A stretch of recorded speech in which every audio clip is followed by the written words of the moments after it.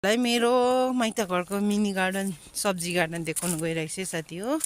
एकदम दामी छ हो। साग पनि एकदम दामी चाहिँ कम त मिठो हुँदैन त यो साग हेर्नुहोस् है। मटरहरू पनि छ, कोपीहरू पनि छ। यो चाहिँ सबै सब्जी गार्डन नै यो चाहिँ।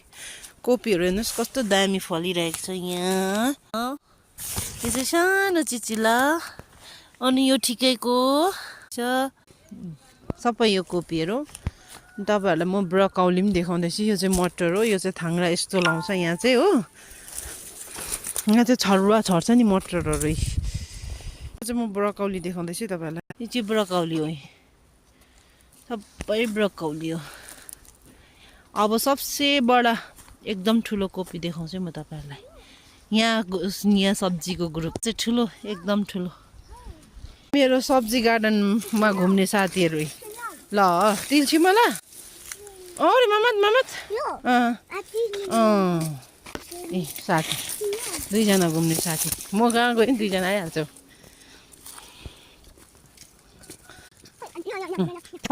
पर चाहिँ देवी स्थान छ, ठुलो रुख छ है। हामी चाहिँ पुरा डराउँछौँ त्यहाँनिर।